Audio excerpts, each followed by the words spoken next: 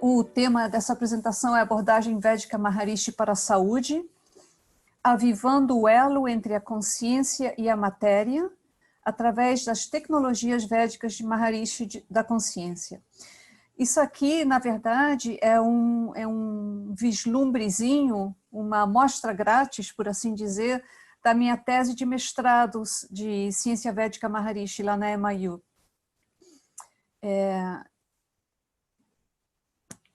Então, uma visão geral do que a gente vai falar hoje. A gente vai definir o que é essa abordagem védica Maharishi para a saúde e qual é o propósito dela, porque a gente tem ouvido falar muito, né, sobre a Ayurveda ultimamente, muita Ayurveda, uns cursos bem bacanas, mas a abordagem védica Maharishi para a saúde é uma coisa muito mais ampla, muito mais holística. Então, por isso que eu conversei com a Janine, que seria legal o pessoal saber todas as ramificações dessa área da saúde dentro da ciência védica Maharishi, né? Que é todo esse conhecimento que Maharishi nos trouxe. Para entender isso, para entender o que é essa abordagem, a gente vai falar um pouquinho sobre a relação entre a consciência e a matéria, né? Qual é o que une isso, porque um não deixa de ser o outro, e vamos considerar algumas tecnologias Maharishi da consciência. A tecnologia número 1 é que todos nós fazemos, que é a meditação transcendental. E a gente vai ver o que mais tem para oferecer. E, assim, já depois disso, vamos considerar, assim, de uma forma bem geral, uma comparação entre essa abordagem védica para a saúde e a abordagem moderna, entre aspas, porque... Enfim, a abordagem moderna para a saúde. A gente vai fazer um pequeno comparativo, sem menosprezar nenhum nem outro, mas para a gente entender quais são os conceitos que diferenciam uma da outra, tá? E depois a gente vai concluir. Então, vamos lá, definição. O que é essa abordagem védica Maharishi? A palavra-chave aqui é védica, né? Que se refere a Veda, que Veda é aquele campo da consciência pura, onde está todo o conhecimento, todas as leis da natureza estão no seu estado latente, antes delas se manifestarem no universo. Então, é um sistema muito amplo, que ele considera a camada da vida, do nível mais sutil até do nível transcendental até o nível mais grosseiro. E o foco principal da abordagem de todas essas tecnologias é a prevenção. A prevenção, inclusive, é um ângulo necessário até para a cura, porque você prevenindo, você já cria um campo bem fértil para evitar que uma doença ou um desequilíbrio ocorra no futuro. E o propósito, claro, é a gente ser feliz e saudável, né? Viver totalidade, viver plenitude, através do avivamento desse nível fundamental da vida, da consciência pura, da lei natural, do nosso ser, e assim poder desenvolver o nosso pleno potencial, que isso se traduz como viver estados superiores de consciência. Esse é o desenvolvimento do nosso potencial, é a gente poder viver plenitude na vida. Então, antes de de falar sobre as diferentes tecnologias, vamos entender um pouquinho essa relação entre consciência e matéria. Vocês vão ver um gráfico aqui que vão lembrar de quando vocês começaram a fazer o curso da MT, o famoso gráfico que mostra, desde o ângulo da física, né, como que o universo é estruturado. Então, do lado esquerdo, temos a abordagem objetiva da ciência moderna, que busca sempre entender o porquê e o como do universo. Então, até mais ou menos 50, 60 anos atrás, se acreditava que tudo que existe, toda força e matéria que existe no universo era sustentada por 4 forças, que são o eletromagnetismo, força e interação fraca, força forte e gravidade. E com o avanço do estudo na ciência, o que eles foram vendo é que essas diferentes expressões da lei natural, esses campos de energia, campos de força, essas leis da natureza, num nível mais fundamental, elas se simplificavam, elas iam se unificando. E com o avanço da ciência, eles foram vendo que iam se unificando, e se unificando, e se unificando, né? A vida, ela existe em camadas. É um dos 16 princípios, né, da inteligência criativa, é que a vida existe em camadas. Você tem os níveis mais grosseiros da vida e os níveis mais sutis, mais silenciosos, porém com mais poder, mais inteligência, mais concentração de energia. Uma forma meio grosseira, até vocês vão me desculpar, para entender como é que esses níveis mais fundamentais da vida têm mais potência, são mais simples, porém mais potentes. Você pensa no exemplo da bomba nuclear, que é, assim, em linguagem de leigo, que é a minha linguagem, a nossa linguagem, a não ser que tenhamos aqui conosco algum físico quântico, mas uma bomba nuclear é o rompimento do núcleo de uma molécula, de um átomo, e com uma coisinha tão minúscula que nem enxergamos, quebramos aquilo, e no nível grosseiro da vida, na superfície, a gente destrói uma cidade. Então, essas violações da lei natural em níveis mais profundos, a repercussão disso é brutal no nível mais grosseiro. Então, assim, a ciência foi avançando, e o Einstein era um cara que sabia que existia algo além desses níveis mais fundamentais da natureza, desses campos de força e de energia, que era responsável por toda a expressão material de energia do universo. Só que ele nunca conseguiu comprovar esse campo, a existência desse campo. Ele morreu frustrado, e é um campo que realmente, a nível de laboratório, é impossível comprovar e verificar, porque é um campo abstrato. É um campo de inteligência pura, é um campo, logo mais vamos ver, de consciência pura. Porém, com o avanço da matemática, eles chegaram a uma fórmula matemática, que é o lagrangiano, que descreve esse campo de supercordas, esse campo que unifica todas as leis da natureza, e assim comprovou-se a existência desse campo. A física, a ciência moderna hoje aceita essa ideia de que existe algo além da matéria, além da energia, que é responsável pela progressão sequencial do desenvolvimento das camadas da vida e da expressão do universo. O que isso tudo tem a ver com a meditação, com a consciência e com o que a gente está falando aqui na área da saúde? Então, no nível da nossa mente, a gente também tem esse gráfico de níveis mais ativos, mais caóticos, mais barulhentos, mais diversificados. O nível ativo da nossa mente, que é onde a gente está agora, né? Pensando, ouvindo, enfim. Já quando a gente medita, a gente entende muito mais isso, que temos esses níveis mais quietos da mente, né? A gente experimenta a amplitude da nossa mente, temos um nível mais expresso, mais ativo, e vamos transcendendo a atividade mental, atingindo um nível bem profundo, até a gente transcender e experimentar esse campo da consciência pura, que nós conhecemos como a fonte dos pensamentos. Todo pensamento que nós temos, qualquer um que seja, ele tem duas qualidades fundamentais, que é a energia, ele tem uma direção, e inteligência, ele tem um significado. Então, nós temos dentro de nós esse campo infinito de energia e de inteligência, e, enfim, em várias outras qualidades, dentro de nós mesmos, não é de fora. Então, existe uma relação muito íntima entre esse campo da fonte dos pensamentos, da consciência pura, da consciência transcendental, com esse campo unificado de todas as leis da natureza. O lagrangiano, que vem da teoria da supercorda, ele tem uma descrição de várias qualidades desse campo. E quando você descreve o campo da consciência pura, tem as mesmas qualidades. Então, essa relação é muito íntima. A própria dinâmica, esse princípio de unificação está presente em tudo na natureza, na nossa fisiologia também, na ciência da matemática, onde você tem, aqui embaixo, você tem o conjunto vazio, que não é vazio coisa nenhuma, é o que contém tudo. Na fisiologia você tem o DNA, que é uma coisinha mínima, minúscula, que não enxergamos, porém contém toda a inteligência, toda a energia e equilíbrio de uma fisiologia humana. Então, a nível de expressão de níveis diversos da vida, nós podemos ver isso dentro de uma linguagem mais védica, que é o que a gente conhece mais. Você tem aqui, eu não consigo enxergar porque eu tenho um monte de coisa aqui na minha frente, espera aí. Se eu consigo tirar isso aqui. Tá, então você tem aqui Perdão. Temos aqui esse campo da consciência pura, né? O campo imanifesto da consciência. E eu não sei se vocês conseguem ver toda a tela. Janine, você consegue ver tudo que está escrito aqui embaixo?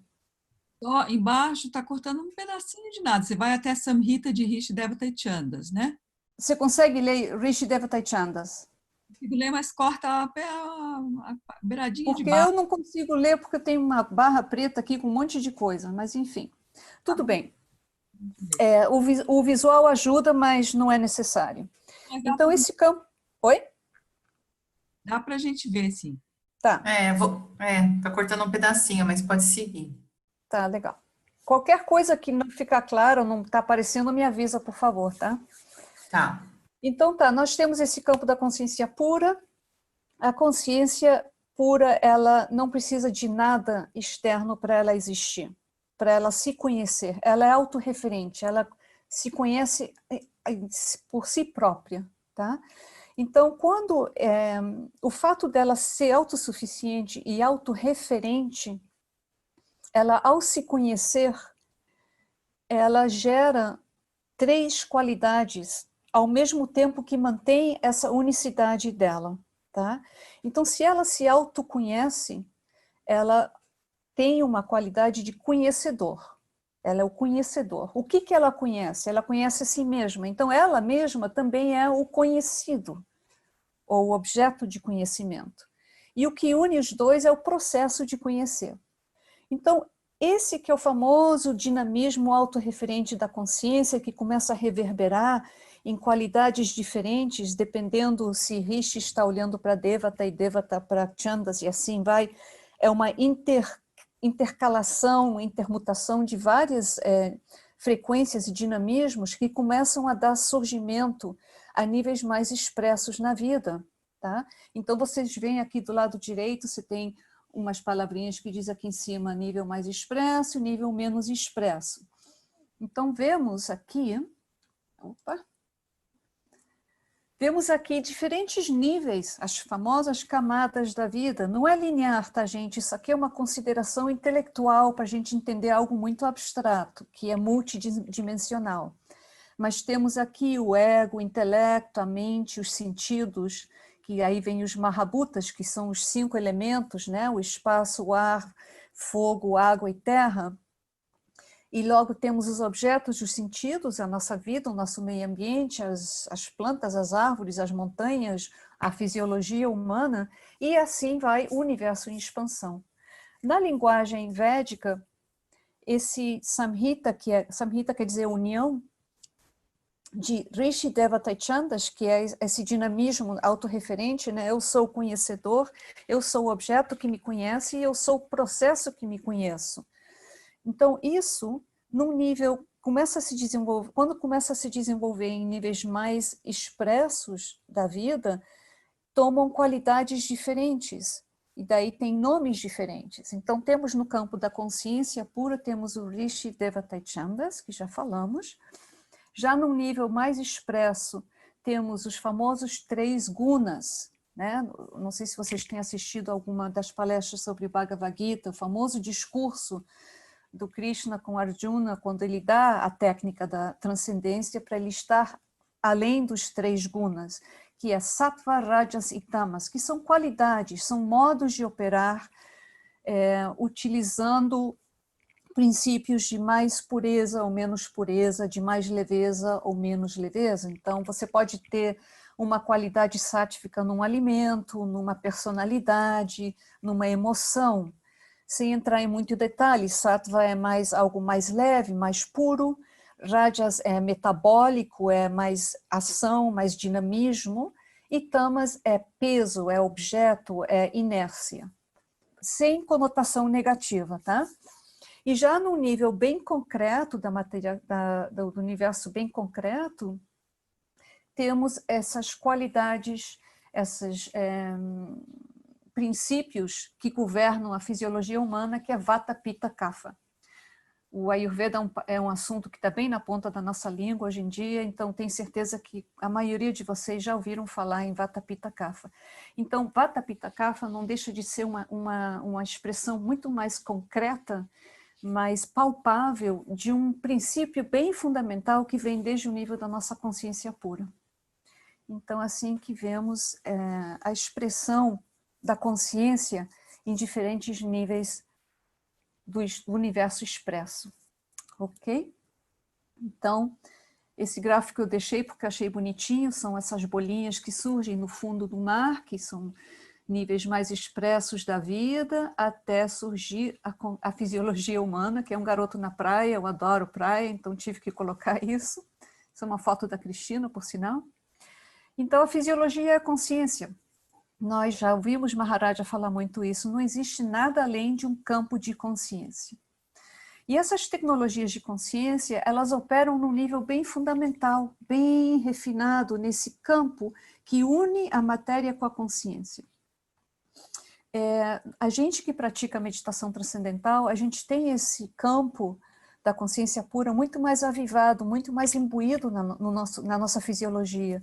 Então, a gente consegue perceber, e nem tanto no nível intelectual, mas a nível de experiência mesmo, a efetividade dessas tecnologias. O crescimento que a gente ganha com essas técnicas, principalmente a meditação transcendental, que é a técnica mãe, esse crescimento de valores, entre aspas, espirituais, o desenvolvimento do meu potencial, não é uma coisa a nível de intelectual, é tudo a nível de experiência. A gente ganha conhecimento através da experiência. E aí ele é verificado através de alguma disciplina X, Y, Z. É o contrário, né? Então, vamos lá. Um pequeno quote do Maharishi, que eu acho muito bonito. Temos que dar todo o crédito a ele, para tudo que a gente recebe. A consciência, eu vou ler, tá? A consciência continua a gerar qualidades, uma após a outra. Samhita gera Rishi, Devata, Chandas e todas as combinações e permutações dos três numa progressão sequencial da evolução da inteligência, dando surgimento aos sentidos de percepção, esses 5 canais, que são os que nos conectam com o mundo, os 5 elementos, e a partir destes a toda a criação manifesta. Isso ele falou num fórum que teve para médicos, acho que foi nos anos 90, 80, não me lembro direito agora. Então vamos considerar agora quais são essas tecnologias que existem por aí. Algumas temos aqui no Brasil, outras têm que ir para a Europa. Algumas, hoje em dia, podemos até fazer online. Perdão. Então, temos, obviamente, a primeira, que está no topo, no meio, no fundo da pirâmide, é a meditação transcendental, né? E o programa MT-SID. Depois temos... Eu coloquei o nome dessas em inglês, gente, porque elas são marcas registradas lá fora. Então, tem um registro, esse nome. Eu não sei como é que está no Brasil, então decidi deixar no nome original. Então, tem a tecnologia de vibração védica Maharishi, terapia som védico Maharishi, temos o Maharishi Gandharva Veda, Nadi Vigyan, que é a leitura de pulso, né, diagnóstico de pulso. Se vocês têm acompanhado os webinars do Maharaja, que ele deu no passado, ele tem toda uma série que ensina a gente, bem facilzinho, bem básico, como a gente lê o nosso próprio pulso, né? Depois tem o programa de rejuvenescimento Maharishi, que é uma forma mais elaborada de dizer Panchakarma. Maharishi Jyotish e Maharishi Yagya, aqueles de vocês que se conectaram com os encontros e conversas com o Raja Luiz sobre esse tema já estão mais familiarizados.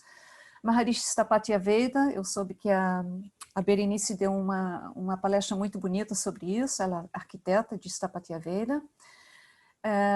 Maharishi Aromaterapia, temos conosco aqui uma terapeuta em Maharishi Aromaterapia, que é a Janine, e eu vou aproveitar e convidar ela para fazer uma apresentação sobre isso, que é um conhecimento muito bacana.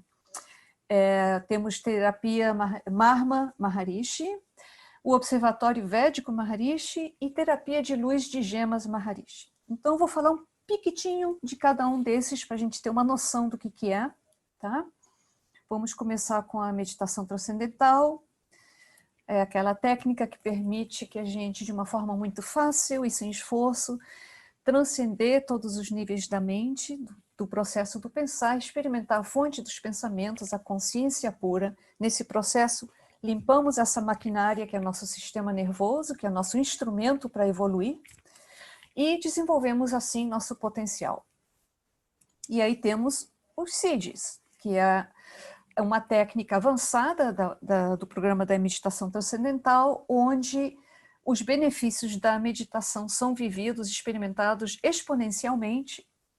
E nesse programa a gente treina a mente a operar, a pensar a partir desse nível da consciência, nível bem refinado do processo do pensar. Tá bom? Ups, está aqui. Depois temos tecnologia de vibração védica Maharishi. O que é isso? Isso é uma abordagem que opera através do princípio da ressonância sonora. Então, são sons bem sutis, sons védicos, de textos clássicos védicos, do Veda, né? Que o perito ele é treinado a saber onde está o nosso problema físico, né, de saúde, e ele emite um som bem sutil, não é audível, é a nível de frequência de vibração, e aquilo vai ordenar a fisiologia para que ela possa restaurar o seu próprio equilíbrio. Ele é utilizado principalmente para doenças crônicas, tá? Proporciona um alívio imediato. Hoje em dia não é tão fácil a gente ter acesso a isso, não só pela pandemia, mas pela maneira que a vida está se acelerando, mas é uma abordagem muito bacana e muito, muito eficaz. Depois temos a terapia de som védico Maharishi, que é o mesmo princípio de ressonância, que nem a vibração, só que são sons audíveis, né? E você faz um programa durante tantos dias, 40, 45 minutos, você ouve esses sons que são propícios para o teu desequilíbrio, ou desconforto, ou algum problema de saúde que você esteja tendo no momento. Então, esses sons védicos, eles avivam e colocam em harmonia, eles ordenam todo esse mecanismo autorreparador que nós já temos, que é a nossa inteligência corporal, o nosso corpo é muito inteligente, ele tem seus próprios mecanismos autorreparadores, mas a gente perde a conexão com a nossa própria natureza, com a nossa essência, se distrai demais lá fora e aí a gente perde esse mecanismo, né, como utilizá-lo. Então, restaura o equilíbrio da fisiologia desde um nível bem profundo através do princípio da ressonância. Novamente, continuando com som, né, mais concreto ainda, temos o Gandharva Veda. Maharishi Gandharva Veda, Maharishi falava muito que era a música da natureza. E eu me lembro que a primeira vez que eu vi Gandharva Veda, eu fiquei estressando que nem uma louca, porque não estava entendendo como é que a natureza cantava dessa maneira. Mas é uma coisa muito mais profunda, é uma ciência de música, na verdade, e ela acompanha todos os ritmos da natureza, desde os ritmos diários, nas 24 horas do dia. Então, cada hora no decorrer do dia tem uma qualidade diferente. A gente sente que de manhã cedo é uma coisa, meio-dia é outra, fim de tarde é outra, no meio da noite é outra. E cada período tem as suas frequências predominantes. E todas as melodias e os ritmos do Gandharva Veda estão em sintonia com essas frequências daquele horário específico do dia. Então, se avivam essas leis da natureza que sustentam aquele momento e assim cria um equilíbrio, ordem, não só a nível individual, mas a nível social, a nível coletivo. Eu quero contar uma história rapidinho sobre isso. Quando eu estava na MIU, eu estava num quartinho na universidade, mínimo, era um ovinho de codorna mesmo.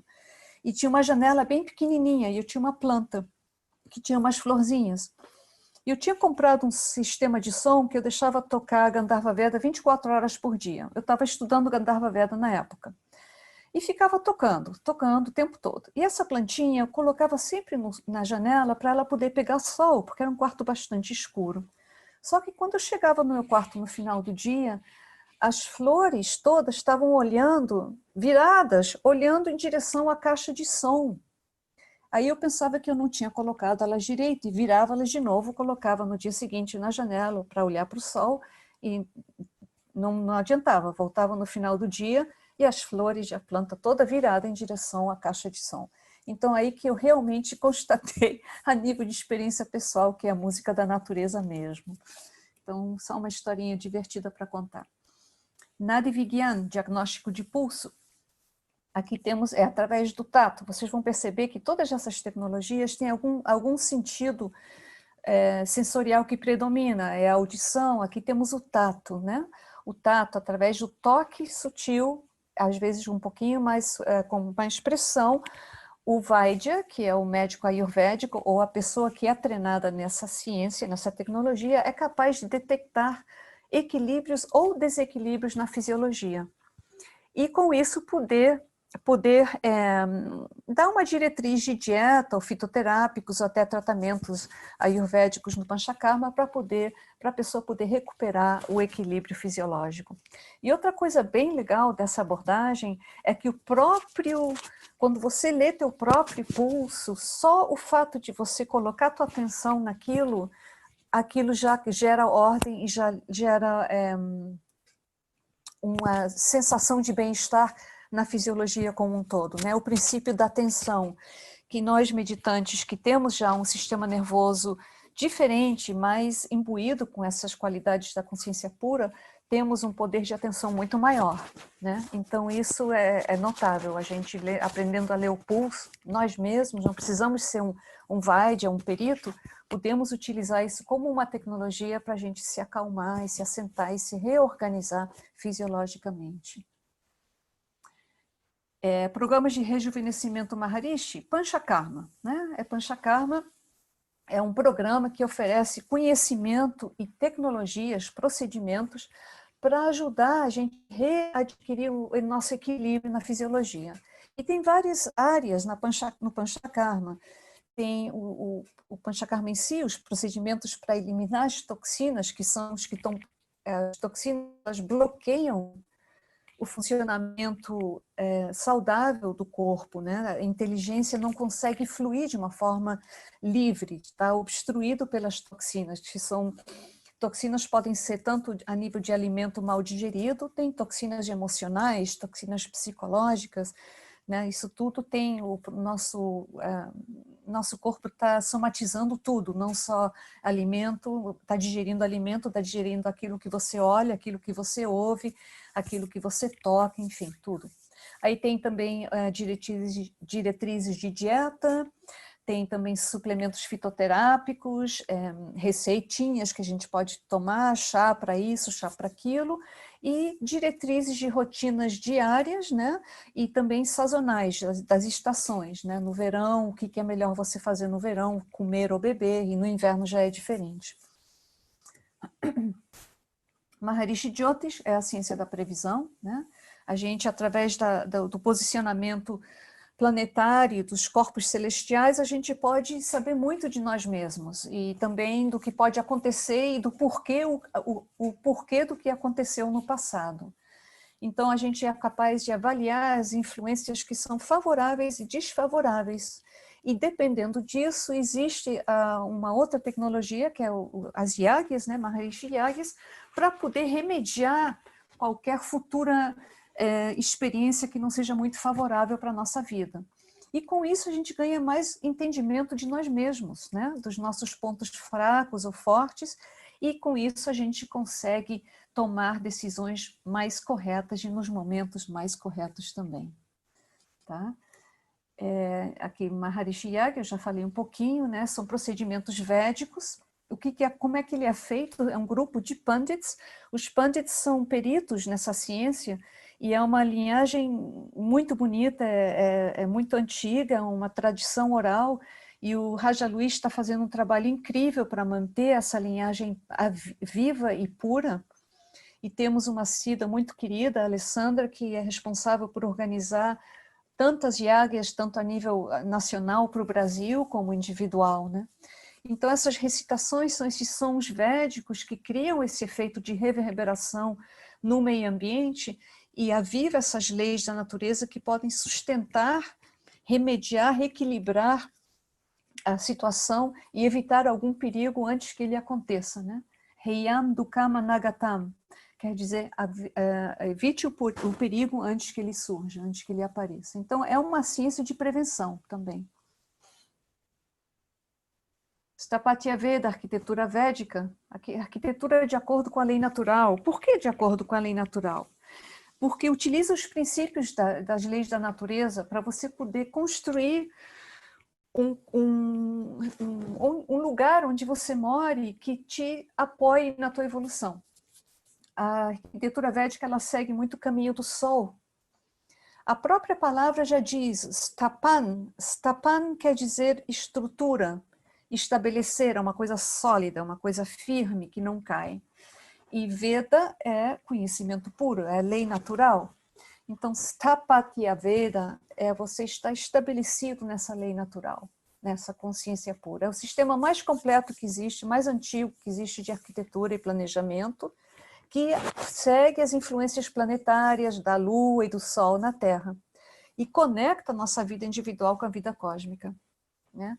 Quem já teve numa casa que foi construída com esses princípios, a sensação que se tem, a minha experiência pessoal é que parece que não tem paredes, parece que você está vivendo um universo inteiro. É muito, muito bacana.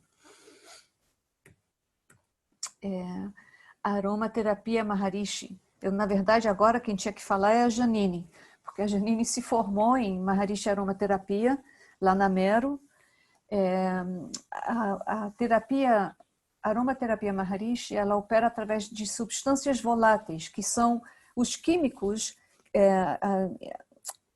no estado de vapor, que se evaporam numa temperatura ambiente. E é isso que vai fazer, que vai gerar esse efeito de criar um bem-estar físico, mental e emocional.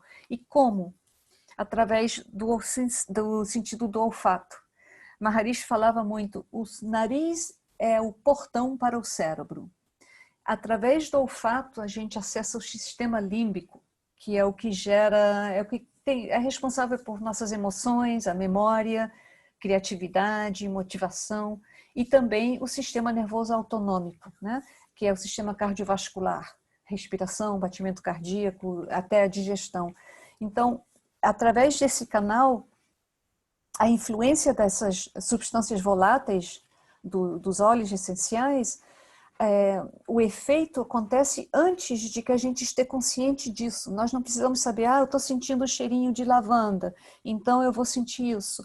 O efeito já acontece antes da interferência da mente consciente. Maharishi descrevia a aromaterapia como uma tecnologia muito agradável, e é uma maravilha. Esses aromas, quanto mais puros, obviamente tem que ser aromas orgânicos, preparados de acordo com que sejam sustentáveis, sem violar nenhum aspecto da natureza, né? E a terapia Marma Maharishi é um método, perdão, é uma massagem, só que é bem sutil, é um toque. Assim como vocês estão vendo na foto, é isso mesmo, é um toquezinho só, e tem pontos vitais no nosso corpo que são chamados de marma. Você tem os mahamarmas, que são pontos maiores, a área do coração é um mahamarma, por exemplo. Essa foto dessa menina, ela está com o mahamarma no coração e aqui na testa também. São dois pontos muito principais, os mais principais na terapia marma. E nesses pontos que estão, existem 108 pontos principais, né? E nesses pontos estão contida uma informação muito condensada sobre a fisiologia. Esses pontos conectam a mente e a consciência, o corpo e a consciência. E ao tocar neles, dessa forma que a gente aprende, eu não sei, eu não fiz o curso, ele aviva essa inteligência, permitindo que a energia flua mais fluidamente e criando esse efeito harmonizador e até curativo. E se incorpora muito o uso de óleos essenciais como aromaterapia. Então, você aplica um óleo dentro na área que você vai fazer esse toque, essa massagem bem sutil. E o Observatório Védico Maharishi. É muito bacana isso. Nós sabemos tudo aquilo que a gente coloca nessa atenção aviva, né? É avivado, toda a percepção afeta a nossa fisiologia. E esse observatório são instrumentos astronômicos que foram construídos há milhares e milhares de anos atrás, na verdade, em vida real, são instrumentos imensos. A gente está vendo um modelo aqui na foto. São bem maiores, inclusive, do que a foto do lado direito. E eram utilizados para medir as constelações, o movimento da Lua, do Sol, dos planetas, para entender o universo, como ele opera, o equilíbrio, né, astronômico. Então, essa tecnologia, ela é viva através do sentido da visão.